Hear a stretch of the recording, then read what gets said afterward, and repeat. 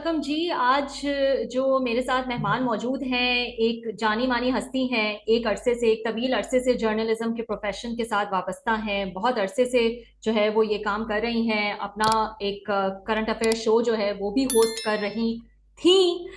क्योंकि हाल ही में उनके साथ जो है वो एक इंसिडेंट हुआ, उनको अपने इदारे से रेजिग्नेशन देना पड़ा, दबाव में आकर, प्रेशर में आकर। और ऐसा क्यों हुआ, ये हम इनसे जानने की कोशिश करेंगे। मेरे साथ मौजूद है समीना पाशा। समीना पाशा साहब, thank you so much for joining me. Thank you for inviting Rabia. जी समीना, तो मैंने जैसे अपने इंट्रो में कहा कि एक तवील अरसे से जो है वो आप ये काम कर रही हैं, और बहुत बेहतरीन अंदाज से कर रही हैं। हम देखते हैं आपके आपको आपकी डिजिटल पे भी प्रेजेंस है, और आप एक चैनल पे जो है जीएनएन पे आप अपना करंट अफेयर शो भी कर रही थी। लेकिन हाल ही में, आई थिंक कल परसों के दिन में ही जो है वो आपका रेजिग्नेशन सामने आया। इसके पीछे क्या वजह है?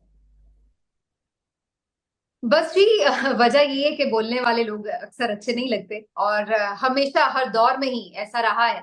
ये कोई पहला इंसिडेंट नहीं है अनफॉर्चुनेटली।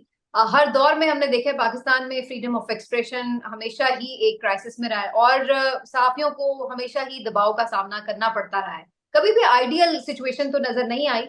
लेकिन मेरा ख्याल है कि जो अब एक टाइम हो रहा है इस पूरे क्राइसिस को, जो पिछले काफी मेरा ख्याल है अब तो 2 साल से भी ऊपर हो चले हैं।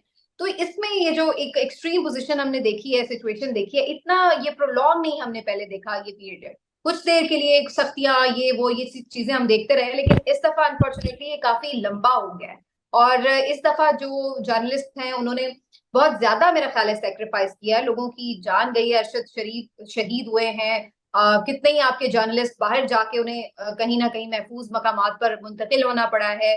यहाँ पर बहुत सारे जर्नलिस्ट अरेस्ट हुए हैं, एब्डक्ट हुए हैं, और बहुत सारे जर्नलिस्ट जो हैं उनको अपनी जॉब से हाथ धोना पड़ा है। तो ये बहुत ही अनफॉर्चुनेट है पूरा रजीम जो पिछले हम कुछ अरसे से देख रहे हैं। मेरा तो इसमें मेरा ख्याल है जो ये इंसिडेंट है मुझे बहुत छोटा लग रहा है ऑनेस्टली, कि मुझे सिर्फ एक जॉब से हाथ धोना पड़ा है, लेकिन लोगों ने बहुत ज्यादा इसमें सफर किया है। अभी आपने मेरे स्पेसिफिकली इंसिडेंट की बात की है, तो इसमें ऐसा ही है कि थ्रू आउट एक प्रेशर जो था वो चैनल को बार बार फेस करना पड़ा था। और उसकी जो ज्यादा वजह थी वो मेरी सोशल मीडिया पर प्रेजेंस थी, और उसकी वजह से कुछ ना कुछ कंप्लेंट्स जो थी वो आ रही थी कि मैं उस पर बड़ी वोकल हूँ और खुल के अपने व्यूज दे रही हूँ। हम्म। मेरा उसके ऊपर पॉइंट ऑफ व्यू ये था कि मैं चलिए शो की हद तक तो किसी हद तक अपने चैनल की पॉलिसी को टो करूंगी या उसको फॉलो करने की पाबंद हूँ। हम्म। लेकिन सोशल मीडिया पर मेरा जो भी अकाउंट है उस पर मेरे जो भी व्यूज हैं वो मेरे पर्सनल हैं, और उससे किसी को कोई एतराज नहीं होना चाहिए। उसकी जो भी रिस्पॉन्सिबिलिटी है वो मेरी अपनी है। तो समहाउ जाहिर है अब हम लोग जिम्मेदार जर्नलिस्ट हैं, हमें पता है कितनी बात करनी है, कैसे करनी है। लेकिन इसके बावजूद उतनी भी बात पे अगर सबको एतराज है और तनकीद बर्दाश्त नहीं हो रही, तो ये बड़ा अनफॉर्चुनेट है। और इसी की पादाश में ये मुझे जॉब से हाथ धोना पड़ा है कि या तो मैं सोशल मीडिया पर एक्टिव रहूं या फिर मैं जॉब भी करूं। तो उन्होंने शायद अपने तौर पे ये सोचा कि मुझे एक फाइनेंशियल प्रॉब्लम से दो चार किया जाएगा तो मैं शायद खामोश हो जाऊंगी। लेकिन मेरा ख्याल है कि जो भी कोई कर्जियस जर्नलिस्ट होता है वो इस बात पे स्टैंड लेता है कि उसको अपनी जो फ्रीडम है उस पर कॉम्प्रोमाइज नहीं करना, भले उसके लिए उसको थोड़ा फाइनेंशियल क्राइसिस बर्दाश्त भी करना पड़े। तो मैं थोड़ा ये समझना चाहूंगी यहाँ पे कि ये जो अभी पंजाब कॉलेजेस वाला इंसिडेंट हुआ, इसके हवाले से भी एक लिस्ट सहाफियों की सामने आई। तो ये इस हवाले से आपका ये जो भी डिसीजन लिया गया, ये इस हवाले से रिलेटेड नहीं है, आप कह रही हैं? जी बिल्कुल रबिया, इसके साथ इसका कोई ताल्लुक नहीं था, क्योंकि ये जो मेरे रेजिग्नेशन वाला मामला था ये उससे पहले हो चुका था। और ये तकरीबन इससे पहले मेरा ख्याल है 8-10 दिन पहले हो चुका था। तो उससे पहले बस वो जनरली जो जैसे एक प्रेशर आता है गवर्नमेंट का ओवरऑल, तो उसकी वजह से मुझे ये बताया गया कि आपको शायद नहीं पसंद किया जा रहा और इस वजह से हम पर प्रेशर है, और आप रिजाइन कर दें या फिर आप देख लें कि अगर सोशल मीडिया पर आप खुद को महदूद कर सकती हैं। तो मुझे लगा कि मैं रिजाइन कर दूं, वो ज्यादा बेहतर है। तो फिर मैंने किया। ये जो पंजाब कॉलेज वाला इंसिडेंट है ये उसके बाद हुआ है। और इंटरेस्टिंगली जो अभी आपने जैसे मेंशन भी किया कि बहुत सारे जर्नलिस्ट का इसमें नाम है, और बहुत सारों के ऊपर तो इवन इन्होंने मुकदमात बना दिए हैं, कुछ लोगों के को तो आज जाके बेल्स भी इवन लेनी पड़ी है। तो उनमें मेरा कहीं नाम भी नहीं है। इस पूरे इंसिडेंट पे मैंने बिल्कुल रिस्पॉन्सिबिलिटी के साथ जो भी बात कही की, व्लॉग्स में भी या ट्विटर पे भी, तो वो मैंने जो बात कही उसमें कोई ऐसी चीज नहीं थी जिसपे कोई एतराज कर सकता है। इट वॉज जस्ट रिपोर्टिंग, और मैंने हर तरह का नैरेटिव सामने रखा हुआ था कि जी जो स्टूडेंट्स हैं उनका ये एक डिमांड है, जो कॉलेज की मैनेजमेंट है वो ये कह रही है, पंजाब गवर्नमेंट इस पे ये बता रही है, पुलिस। तो ओवरऑल सारे आप जब एस्पेक्ट सामने रख देते हैं तो मतलब आप सारी तरफ से कवर उसको कर रहे हैं। उस एक पे एक कुछ ऐसा है नहीं था मेरे एंड पर, जिम्मेदाराना तो उसका कोई रवैया इशू नहीं कर रहे है। हैं। हाँ, तो मुझे ये बताइएगा समीना, आप बार बार ये अभी भी कह रही हैं, और मैंने देखा आपका जो यूट्यूब पे भी आपने इस हवाले से जब अपनी बात की हुई थी तो उसमें आपने मैनेजमेंट का बहुत शुक्रिया अदा किया, अपने चैनल की, जीएनएन की।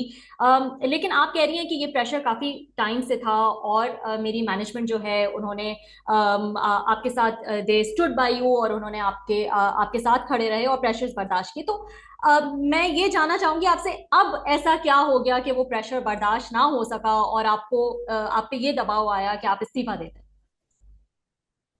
एग्जैक्टली exactly, उन्हें क्यों अब वो नहीं इसको रेजिस्ट कर सके, ये तो ऑब्वियसली वही बेहतर बता सकते हैं कि अब किस टाइप का प्रेशर था कि जो वो नहीं इसको मजीद सस्टेन कर सके। लेकिन मैंने उस मैनेजमेंट का इसलिए उस व्लॉग में भी और बाद में अपने ट्वीट में भी इसीलिए शुक्रिया अदा किया था क्योंकि मुझे मालूम था कि थ्रू आउट मेरी वजह से बार बार कुछ ना कुछ चीजें हैं जो उनको बर्दाश्त करनी पड़ रही हैं, और वो उसमें कोशिश कर रहे थे कि वो मुझे अपने साथ कंटिन्यू करवाएं चैनल पे। वो मुझे एडमायर भी करते हैं, मुझे हमेशा उन्होंने बड़ा सपोर्ट किया है। तो मेरे ख्याल से जितना कोई कर सकता था उन्होंने किया। अब इवेंचुअली अगर मुझे ऐसा फील हो रहा था कि अब जैसे आप एक बोझ बन जाते हैं ना इदारे पे, कि अब वो आपको छोड़ना नहीं चाह रहे, वो आपको भेजना नहीं चाह रहे, लेकिन आपकी वजह से मुश्किल में भी हैं। तो फिर मेरा ख्याल था कि ये एक शायद वो टाइम है कि जहाँ पर फिर मुझे खुद ही स्टेप बैक कर लेना चाहिए।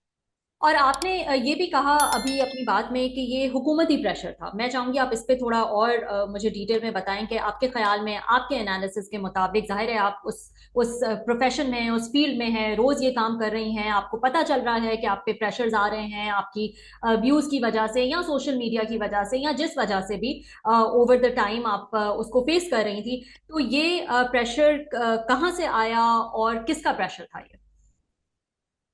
देखिए जाहिर एग्जैक्टली कोई भी नेम तो मेंशन नहीं किया जा सकता, लेकिन जनरली जैसे भी ऐसी बात होती है हमेशा इसी तरह ही कुछ एम्बिगुअस सा ही मैसेज होता है कि जी बस बताया जा रहा है, पता चल रहा है, ये कहा जा रहा है, तो इसी टाइप की बातें होती हैं जो कन्वे की जाती हैं। लेकिन ऑब्वियसली मेरा ख्याल है जिस मुल्क में हम रहते हैं हम सबको पता है कि यहाँ पे पावर कॉरिडोर्स कौन से हैं और कौन लोग हैं जो पावरफुल हैं इस कंट्री में।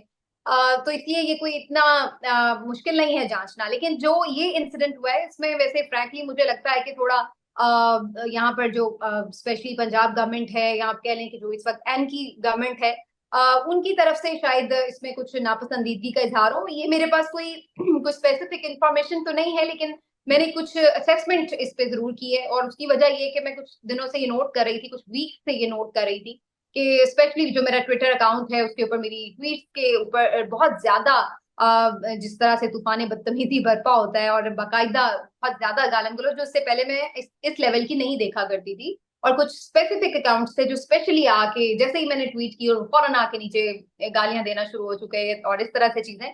तो वो मुझे ऐसा लग रहा था कि जैसे बाकायदा किसी ने टारगेट किया है। और इसी तरह यूट्यूब चैनल पर भी कुछ स्पेसिफिकली लोग आते हैं जो इस तरह के वल्गर किस्म के कमेंट्स करते हैं और इस तरह की चीजें। तो ये मुझे महसूस हो रहा था कि ये कुछ इस तरह से है। और फिर मेरे हस्बैंड भी मीडिया में हैं, उनको कुछ लोगों ने अप्रोच किया जो कि उनके आसपास काम करते थे, और उन्होंने बताया कि उनका ताल्लुक जो है वो एन के सोशल मीडिया से भी है, और उन्होंने बताया कि उन्हें बाकायदा ये टारगेट किया गया है कि जी जो मैडम है उनको आपने बाकायदा उनकी ट्वीट्स के ऊपर जाके इस तरीके से करनी है बदतमीजी।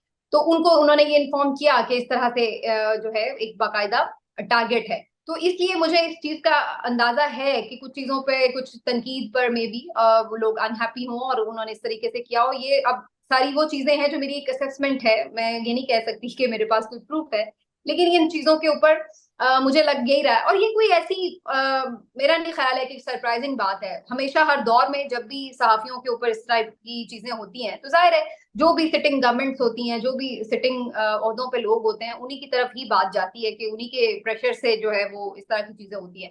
तो क्या मैं क्या किसी पे तनकीद कर रही हूँ, या तो मैं इस तरह से हो रहा है कि कोई आप गलत बात कर रहे हैं या कोई कंट्रोवर्शियल बात कर रहे हैं या खुदा न खासा कोई आइन और कानून के बाहर जाकर बात कर रहे हैं।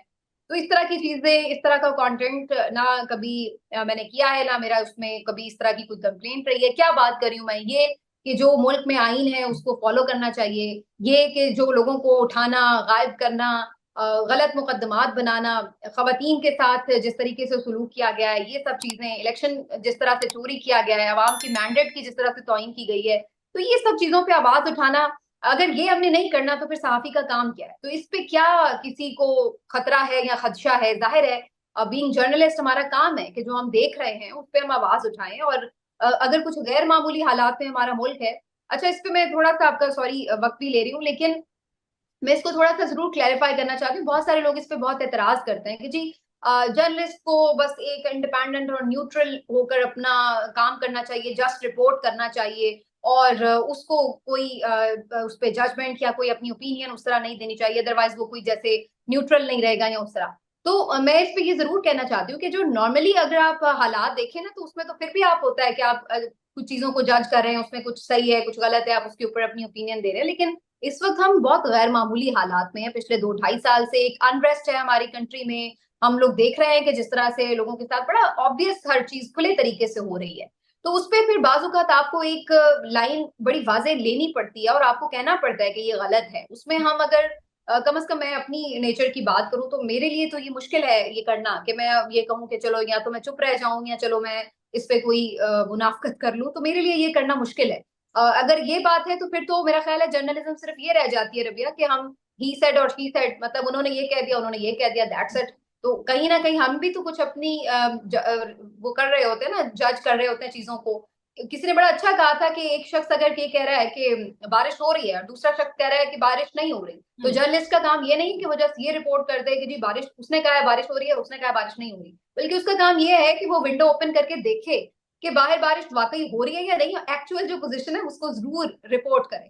तो मेरे ख्याल से ये इसी तरह की एक सिचुएशन है, जो चीजें हैं उसको हमें रिपोर्ट करना है, और यही जर्नलिज्म। लेकिन समीना, बिल्कुल, और मैं इस पे भी आऊंगी कि हालात जो हैं वो इस वक्त गैर मामूली हालात हैं या सख्त हालात हैं। इससे पहले कि मैं इस पे आऊं, मैं आपसे ये पूछना चाहूंगी, आपने अभी मेंशन किया कि आपके हस्बैंड भी इसी फील्ड में हैं और उनको एक्चुअली कॉल्स आई और ये बताया गया कि हमें हम पे ये प्रेशर है कि हम इस तरह से ट्रोलिंग करें और इस तरह से जो है वो एक कैंपेन करें, या इस तरह के कमेंट्स जो हैं वो सोशल मीडिया पे जाके आपके उस पे करें ताकि आप पे प्रेशर और दबाव डाला जाए। Is that what you are saying कि एक्चुअली उनको कॉल्स आई और उनको ये बताया गया है?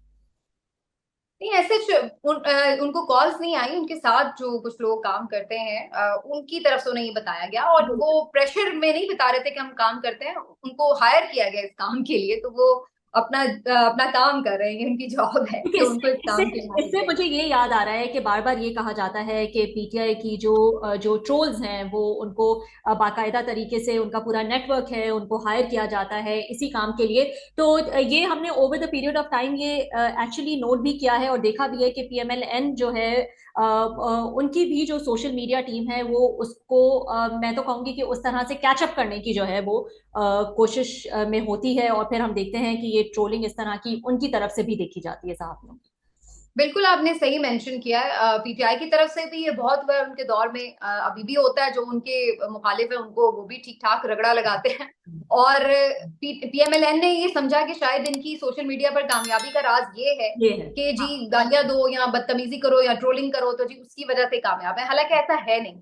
वो कुछ स्पेसिफिक अकाउंट उनकी तरफ से भी ऐसे होंगे, लेकिन जनरली जो इस वक्त सोशल मीडिया है वो सारा कोई पीटीआई के वर्कर्स का या पीटीआई के सपोर्टर, वो उसका पूरे कोई सोशल मीडिया विंग का नहीं है, उस पे आम लोग हैं और वो अपनी राय का भी इजहार करते हैं। और चूंकि इस वक्त ज्यादा एक मेजोरिटी हमारे मुल्क में पीटीआई की सपोर्टर है, तो इसलिए वो इस वक्त आपको लगता है कि हर जगह पीटीआई की प्रेजेंस है। लेकिन वो सिर्फ ऐसा नहीं है कि वो सारे उनके कोई पेड लोग हैं और वो हर वक्त उनका बैठ के नैरेटिव बना रहे हैं, इस तरह है नहीं। इसको ये बड़ा वैसे अनफॉर्चुनेटली जो हमारे फैसला साज है उन्होंने इसको बड़ा गलत जो है आप कह लें कि इसको जज किया या इसको स्टडी अगर किया है तो बड़ा गलत स्टडी किया। ऐसा है नहीं, यहाँ पर आम लोग हैं, सोशल मीडिया आम लोगों की एक आवाज है। अच्छा जी। आपका दिल चाहता है आप बना सकती हैं उसके ऊपर अपना अकाउंट, अपनी राय का इजहार कर सकते हैं, लेकिन पीएमएल ने उसको जिस तरह काउंटर करने की कोशिश की वो बहुत ही भोंडी कोशिश है। कैन यू बिलीव कि हर गालीबाज जो बहुत ही घटिया किस्म के लेवल पे जाके ट्रोलिंग करता है, और अब मैं आपको बता नहीं सकती कि उनकी लैंग्वेज क्या होती है, उसको मरियम नवाज साहिबा खुद फॉलो करिए। Can you believe it? मतलब जो मैं जैसे ही मैं देखती हूँ ना कि ये सबसे वर्स्ट और सबसे वल्गर ट्वीट आया है या कमेंट आया है, तो मैं उसको देखते ही पहचान जाती हूँ कि इसको जरूर मरियम नवाज फॉलो करी होती है, और मैं हमेशा दुरुस्त साबित होती हूँ। तो ये सब क्या है, मतलब उस अकाउंट को अगर आप देखें तो उसके फॉलोअर्स कितने होते हैं, 800, 1300, 1400, इतने फॉलोअर्स का वो अकाउंट होता है, और उसके ऊपर पता जाके चलता है आपको बायो में जाके, जी मरियम नवाज फॉलो करें। और जितने वो इस तरह के अकाउंट हैं वो सारे आके आपको गालियां दे रहे हैं। तो आप अंदाजा लगाएं कि उनकी टॉप लीडरशिप की तरफ से ही हो रहा है। अब पीटीआई और पीएमएलएन में यही फर्क है जो बेसिकली मैं आपको बताने जा रही थी, कि उनके जरूर ऐसे होंगे, मैं बिल्कुल ये नहीं कह रही कि पीटीआई नहीं ऐसे करती है, उनके सर्टेनली है और उनकी तरफ से बहुत हुआ है, और अनफॉर्चुनेटली उनकी तरफ से फीमेल जर्नलिस्ट के खिलाफ बहुत हुआ है, इसमें कोई शक नहीं, और वो कंडेमेबल है, मैं समझती हूँ। लेकिन मैं आपको ये बताना चाह रही हूँ कि उसमें जो पीटीआई की टॉप लीडरशिप है वो उस तरह से शायद उस लेवल पर जाके नहीं वो कर रही होगी जो इनके पीएमएलएन की टॉप लीडरशिप, मतलब मरियम नवाज साहिबा खुद ऐसे अकाउंट को फॉलो करी हो, कैन यू बिलीव इट। और फिर उनके जो ऑफिशियल ट्विटर हैंडल हैं पीएमएलएन के, उसको आप देखें, उनके जो ऑफिशियल ट्विटर हैंडल के जो हेड हैं सोशल मीडिया के, उनकी आप लैंग्वेज और ट्वीट्स देखें तो आपको जमीन आसमान का फर्क नजर आएगा। पीटीआई के उसके सोशल मीडिया के आप कंटेंट को देखें और इनके कंटेंट को देखें, तो ये अगर इन्होंने सोचा है कि गंदगी के साथ आपने मुकाबला करना है, तो फिर इनका वही हाल हो रहा है जो इनका फिर सही हो रहा है।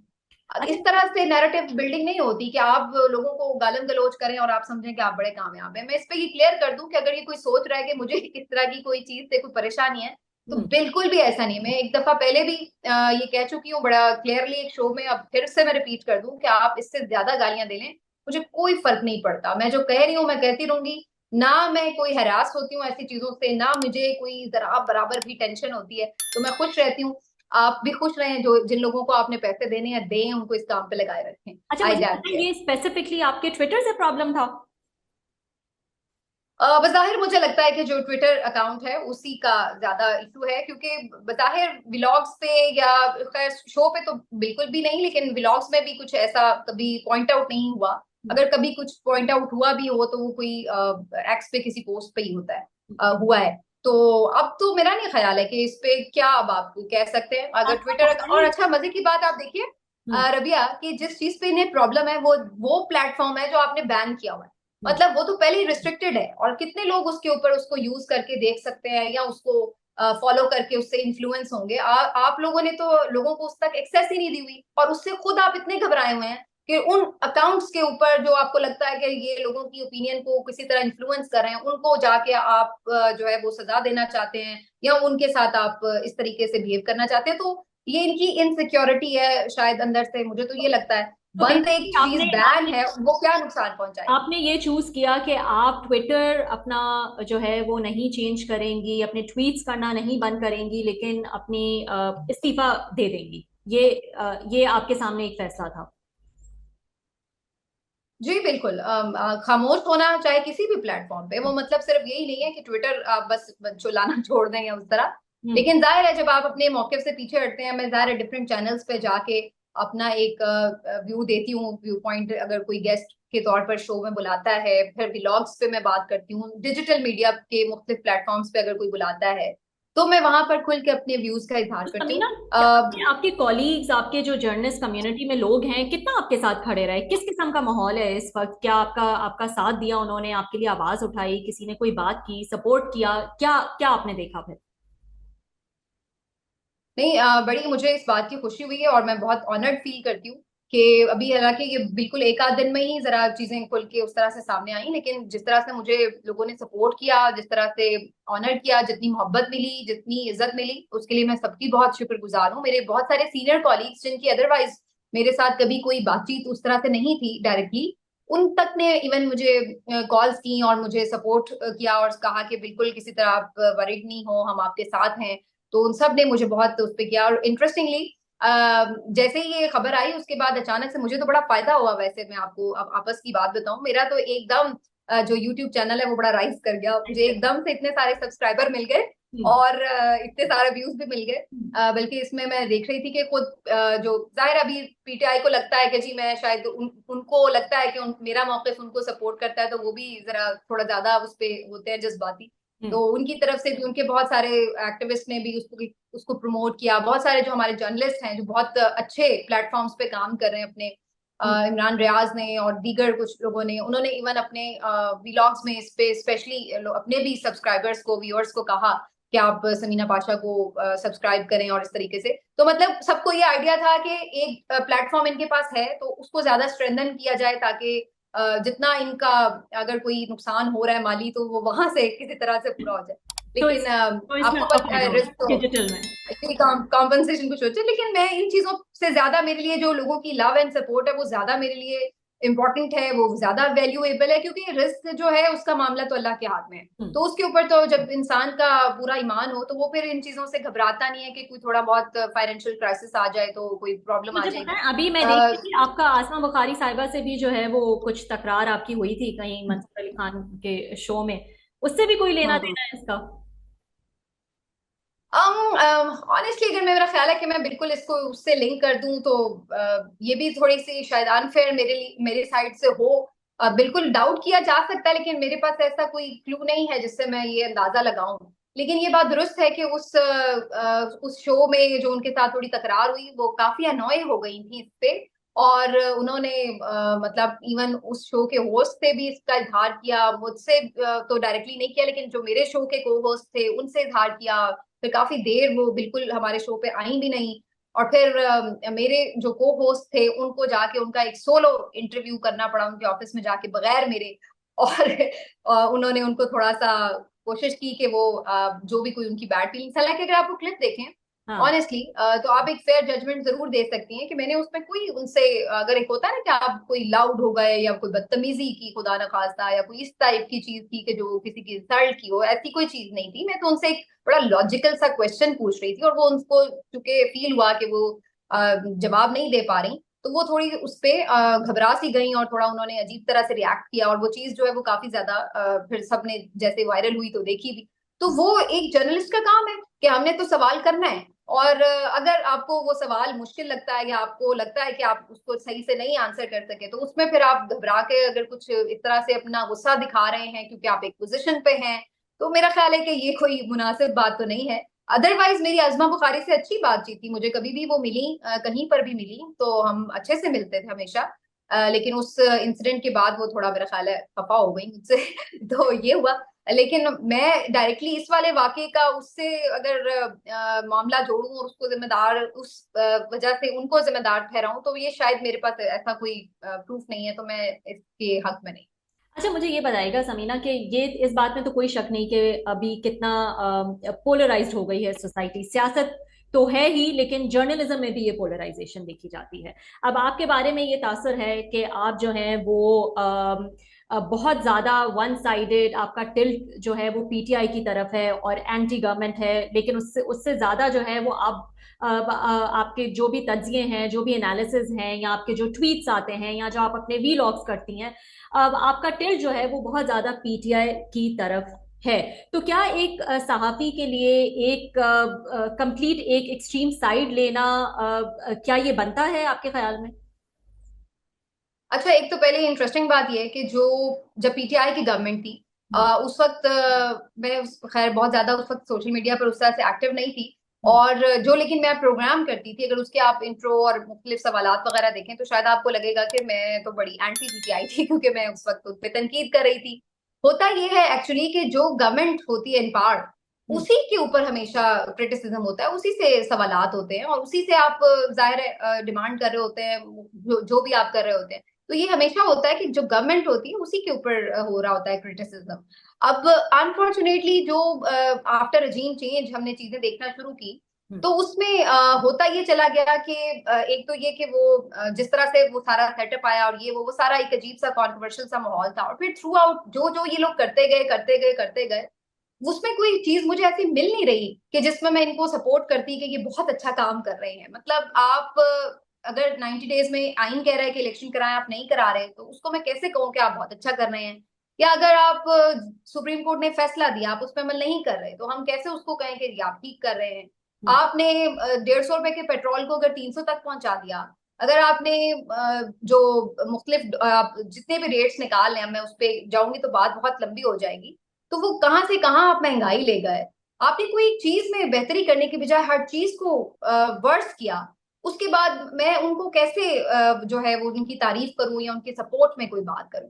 और फिर उसके बाद एक एक्सट्रीम जो चीज थी वो ये, जिस तरह से 8 फरवरी का जो इलेक्शन था, जिस तरीके से उसको रिग किया गया, वो इतनी ओपन एक वारदात थी कि उस पे नहीं कोई भी सहाफी, मेरा ख्याल है इंडिपेंडेंट सहाफी कोई भी नहीं ये कह सकता कि ये बड़े फेयर इलेक्शन थे और वो बड़ा सही तौर पे जीता हुआ है पीएमएलएन ने। तो फिर वो जिस तरह से, तो कोई चीज ऐसी मिल नहीं रही कि जिसपे उन्हें सपोर्ट किया जाए, नंबर वन।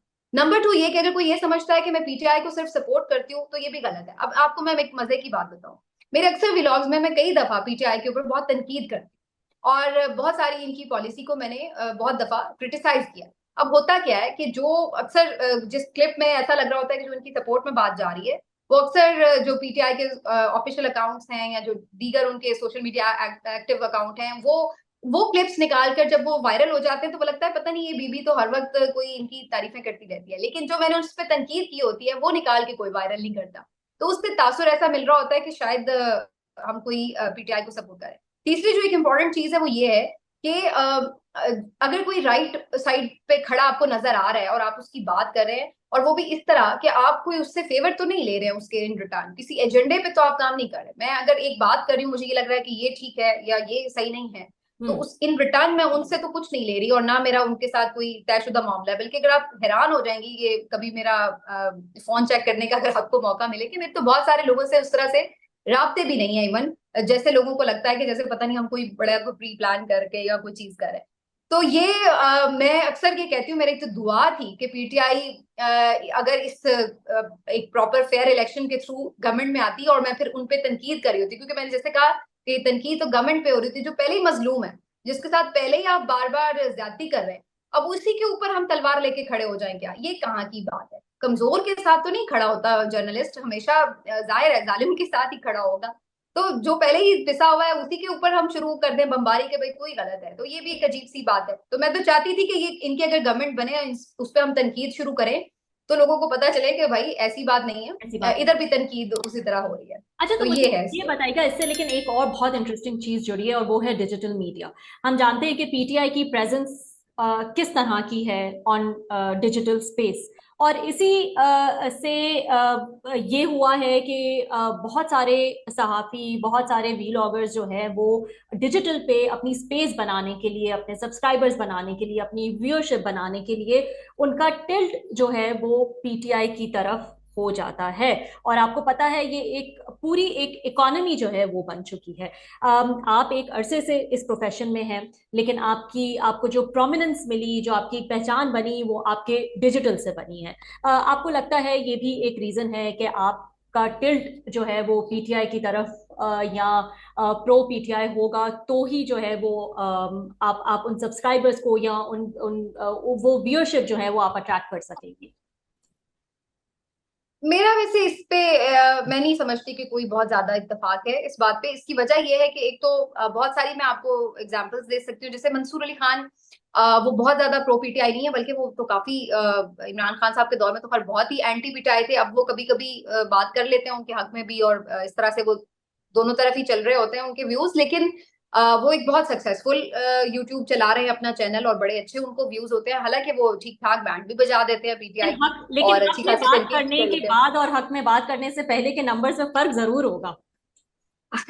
ये तो मेरा ख्याल है मंसूर अपना एक डेटा एनालिसिस जो है वो दे सकते हैं कि मंसूर को कितना फर्क देना आता है। चाहिए, हाँ। लेकिन हम्म। अगर कोई ये समझ रहा है कि बस आप आकर पीटीआई की तारीफ शुरू कर देंगे और उसके बाद एकदम आप वायरल हो जाएंगे या आपकी जो व्यूज हैं वो बहुत जबरदस्त हो जाएंगे, तो ऐसा भी नहीं है।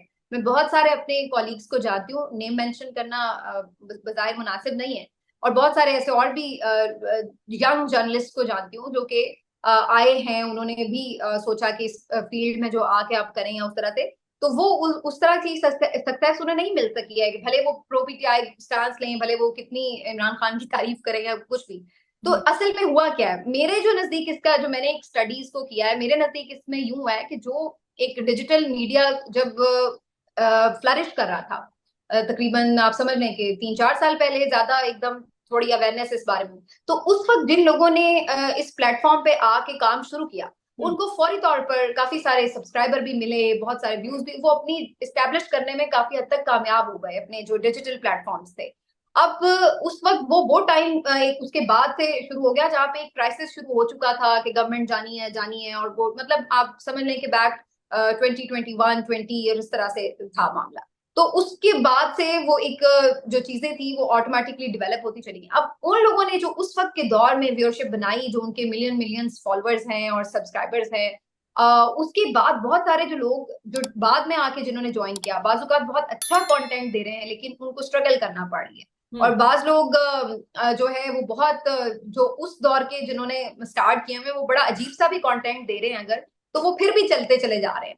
हालांकि वो कई दफा उनकी खबरें भी गलत साबित हुई हैं, तज्जिए भी गलत साबित हुए, बाज का तो बड़े फनी किस्म की उनकी चीजें जो है वो वायरल हो जाती हैं। लेकिन बस वो एक टाइम था और उस वक्त जिन लोगों ने आके उसमें कूद गए उस मैदान में, उनको जरा जल्दी वो लोगों ने कैप्चर कर ली व्यूअरशिप। तो ये बिल्कुल ऐसे ही जैसे एक प्रोडक्ट मार्केट में आती है, तो आप देखें कि अगर बहुत सारी ऑलरेडी उसी टाइप की उस कम्युनिटी की उस या उस प्रोडक्ट की बहुत सारी शॉप्स हैं, तो कोई नई आएगी तो उसको एक स्ट्रगल करनी पड़ेगी, क्योंकि वहां पे ऑलरेडी अगर 10 दुकानें जूते की हैं तो एक 11वीं दुकान आ जाएगी, तो जाहिर है जो ऑलरेडी वहां पे कस्टमर आ रहा है वो फौरी तौर पर सारा एक तरफ तो शिफ्ट नहीं होगा। तो ये बहुत इसकी कॉम्प्लेक्स किस्म की एक स्टडी है, इसमें कोई एक कामयाबी का उसूल नहीं है। लेकिन अब ये आने वालों के लिए थोड़ा सा स्ट्रगलिंग जरूर हो गया है, क्योंकि ऑलरेडी जो डिजिटल प्लेटफॉर्म्स हैं उनकी मौजूदगी में अपना कोई आइडेंटिटी बनाना, किसी नए आइडिया के साथ आना, और फिर एक एक एक लास्ट चीज मैं इसमें सिर्फ कह दूं कि अगर ऐसी किसी चीज से आप वक्ती तौर पर वायरल हो भी जाएं या कुछ व्यूज ले भी लें, तो वो ज्यादा देर सस्टेन नहीं करते। सस्टेन हमेशा वही चीज करेगी जिस कंटेंट में कुछ पायदार बात हो।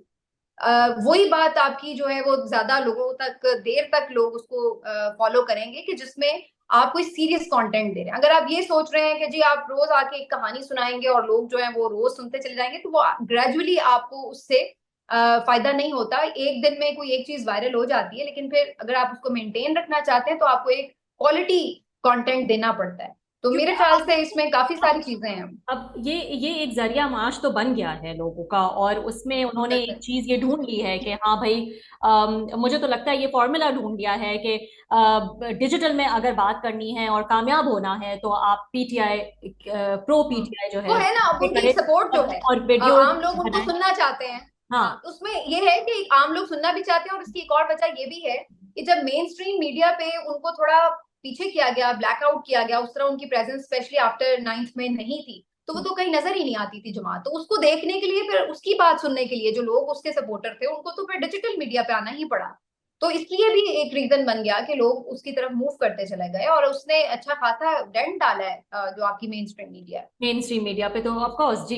लेकिन वो एक जो है उसके चक्कर में ये भी होने लगा है कि ऐसे भी बहुत सारे वीलॉगर्स हैं जो हर थोड़े अरसे बाद अपने हर वीलॉग में जो है वो ये उम्मीद दिलाते हैं कि अब ये डील हो गई, अब खान साहब बाहर आ जाएंगे, अब फला डेट है, अब खान साहब बाहर आ जाएंगे। तो वो व्यूअर जो है वो उम्मीद दिलाते रहते हैं व्यूअर को, फॉलोअर को, और वो उसी चक्कर में जो है वो फॉलो करते चले जाते हैं, और इसी तरह जो है वो टाइम गुजर रहा है और उनके वीलॉग्स जो है वो चल रहे हैं। तो ये भी हम जो है वो देख रहे हैं इस वक्त। हाँ, ये भी आप ठीक कह रहे हैं। अब क्या करे बेचारी कौम, किसी तरफ तो उसने अपना टाइम गुजारना ही है ना। कोई हाँ, उम्मीदें सच्ची लगाएगा, कोई झूठी लगाएगा, कुछ ना कुछ तो चलता रहेगा। तो ये बिल्कुल। तो एक अनफॉर्चुनेट है। मैं हम लोग तो खुद चाहते हैं कि मुल्क में एक स्टेबिलिटी हो, एक प्रॉपर कंट्री की तरह हम लोग बिहेव करना शुरू करेंगे। हर वक्त की खींचा तानी, हर वक्त के मूवमेंट्स, और हर वक्त की इधर उधर गवर्नमेंट्स को टाइम ना पूरा करने देना, और ये सब चीजें पहले भी होती रही हैं, अभी भी हुई हैं, लेकिन अब बहुत हो चुका है। मेरा ख्याल है अब थोड़ा सा मच्योर बिहेव करना चाहिए इस मुल्क के पास फैसला साजों को, और उन्हें उन्हें बाकी कंट्रीज को देखते हुए थोड़ा सा सीखना चाहिए कि अब थोड़ा मुल्क पर रहम कर लें, और जो बेसिक कुछ चीजें तयशुदा हैं आइन में, कम से कम उनको फॉलो करें, ताकि मुल्क आगे निकले। यहाँ से हम और चीजों की तरफ फोकस करें। इतने 1000 मसाइल हैं आपके मुल्क में, और दिन रात ये बात हो रही है कि उससे उसकी मुलाकात हो रही है, आईनी तरमीम हो रही है, नहीं उसने ये चाल चल दी, उसने जज ने ये टिक्कर दे दिया, चला दिया, उसने ये रिमार्क्स दे दिए। तो मतलब हम देखें हमारा मुल्क गरीब लेकिन कितना है, हमारे कितने लेकिन मसाइल हैं, देखिए, और हम किन चीजों में उलझे होते हैं। लेकिन देखिए फिर भी जो है हमारे पास इतना टाइम है कि हमने समीना बादशाह पे प्रेशर भी डालना है और उनको जो है वो मजबूर भी करना है नहीं कर दी।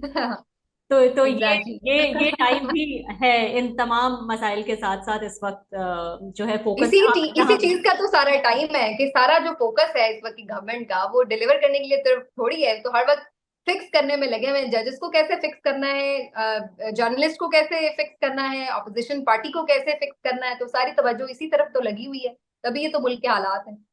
Thank you so much Sameena, आपने टाइम निकाला, और गुड लक, जो भी करें आपको कामयाबी मिले, and good luck for your future. Thank you so much Rabia, nice talking to you.